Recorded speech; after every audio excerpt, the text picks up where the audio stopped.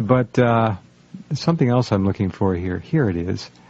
I'll get to it in just a minute. Anyway, go ahead, Michael. You made some very good points there. And by the way, all of this Talmudism, many Jews say they don't know about the Talmud. They weren't taught about these incredibly arrogant and genocidal views, that they know nothing about it, really, that it's all old history. Others on the Internet, of course, try to rewrite the Talmudic quotations in a much more sanguine fashion to make them seem superfluous, and they claim people have misinterpreted them from the old language.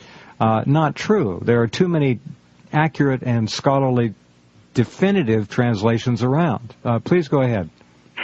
Well, before I get into that, I just wanted to mention you brought up the president of Iran and the attribution to him, which, as you say, is erroneous, that he wanted to wipe the state of the Israeli out of existence. But again, this is notorious, like Farrakhan's statement. How many people know that the Israeli deputy defense minister, as recently as February 29th, 2008, said that there should be a Holocaust of Palestinians in Gaza? That was Matan Vilnai.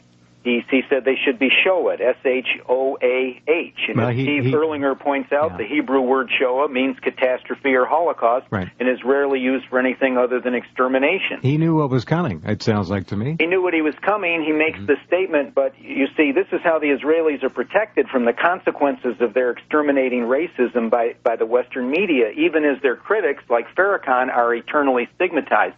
Now, as far as the Talmud being little known among Judaics, it depends on what population, what ethnicity, what geographical area you're talking about. In the United States, the majority of Judaics identify with a liberal version called Reform Judaism, and it's true, it largely is not literate in the Talmudic text. However, like Zionism, it has inherited through a process of osmosis as the cultural patrimony of the Talmud itself. It has inherited the racism and the ethnocentricity, and if it didn't, then we wouldn't see Congress being controlled in the way it is and advocating war against the Palestinians.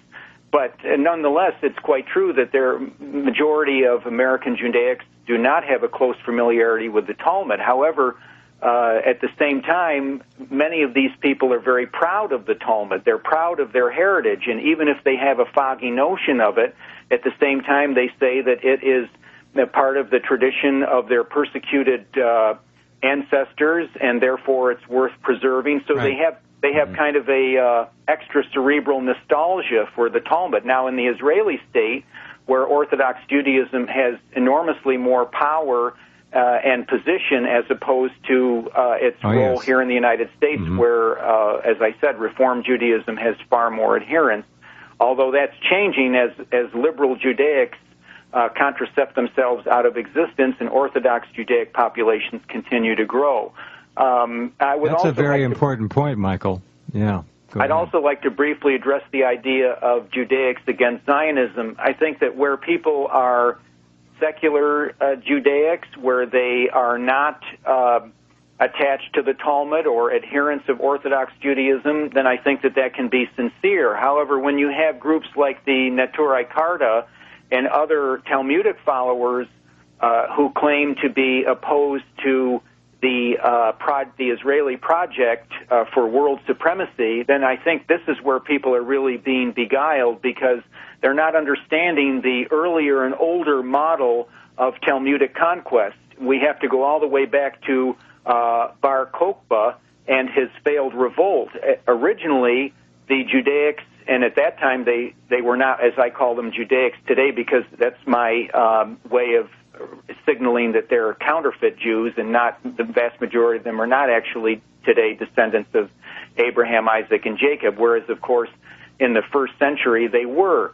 And so the Jews of that era tried violence, and they tried violent resistance, and they were so thoroughly crushed in the Bar Kokhba revolt that if you read the rabbinic text, you will see that they decided to advance their cause through stealth, through guile, and through projecting these decoy texts in the Talmud, which you made reference to. There are humanitarian texts there, and there are nice brotherhood-sounding texts, but there are also hermeneutic excursuses which indicate to those who are initiated into the rabbinic textual exegesis that these are decoy texts put there for the benefit and the consumption of the goyim.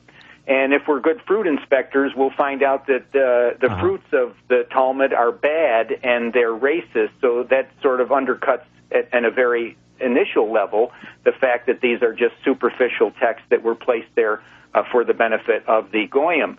But in terms of this competition between two differing interpretations, the Neturei Karta and other Talmudic Judaics like them represent the old school, that Bar Kokhba it was crushed by a Gentile military power as represented by Rome, and so it's not really sanguine for us to proceed along the Bar Kokhba model.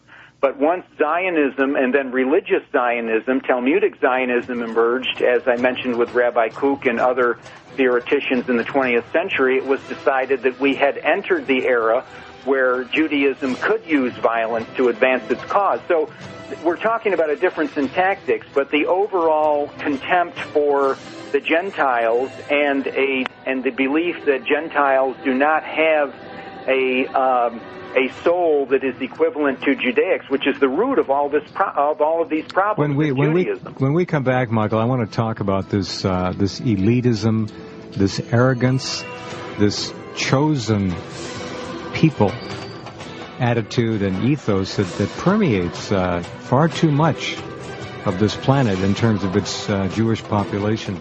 They have the Neshama Ha'elona. Yes, I'd be glad to talk about that. In just a minute with Michael Hoffman.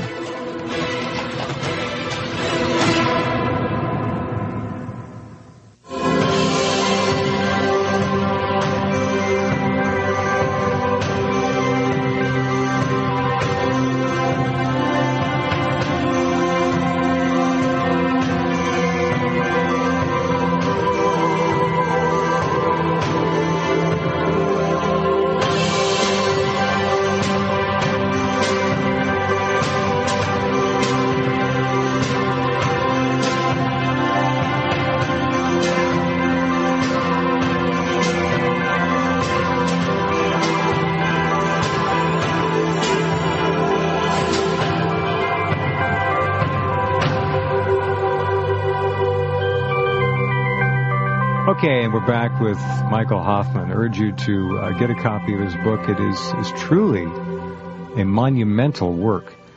As many of you know, the effort by organized Zionism to force Jews to Israel was rather ruthless, to put it mildly. Jews living in surrounding Arab nations were not attacked by Arabs at all. The Mossad went in and attacked Jews, killed many of them, forced them to move to Israel. In fact, this kind of pressure still exists today. It's a very complicated issue. But above and beyond all of that is this unbelievable, ungodly arrogance that these people, and I'm not talking about many of you Jews out there who are absolutely opposed to this as we are. I'm talking about people who on this planet think that their worth as human beings absolutely subjugates that of any other living life form, that they are it. And other life, Goyim, in fact, is essentially just a servant class. It's like a caste system in India, but even worse than that. Go ahead, Michael, please. Yes, well, what you're really talking about is the Neshama Ha'elona, which is the soul of a fully human being, and according to the rabbinic text, only a Jew would possess that status. So the rest of us are lacking this nephesh status. And that's why we can be killed. That's why Christians under Bolshevism and Palestinian and Lebanese Arabs under the Israeli military, those who have been labeled in this way, they can be killed. Let's go over to the Babylonian Talmud at Bava Metzia 114b. Only you, the members of the Jewish people, are called men, but non-Jews are not called men.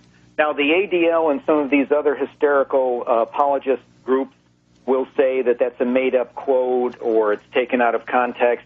I reproduced the original Aramaic on page 470 of my book for that quotation. We have dozens of others which give credence to this and document the fact that there is a huge disparity. You know, Jeff, the test of any law is the principle of universality. It's the feature of any law code worth anything, and that is whether we apply to ourselves what we apply to others.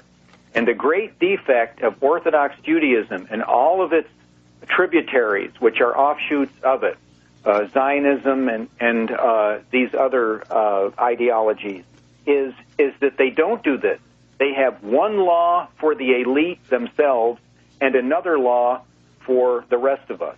And that's at the root of what we see happening in Gaza, because otherwise it's almost unexplainable, the contemptuous disregard and dismissal of, as you say, it's not a war, it's a massacre, and this disregard for it in the West. Now, in the third world, of course, it's a burning issue, and Al Jazeera and other independent media outlets have done a pretty good job of bringing this to the attention of the public. For Westerners, it's not an issue.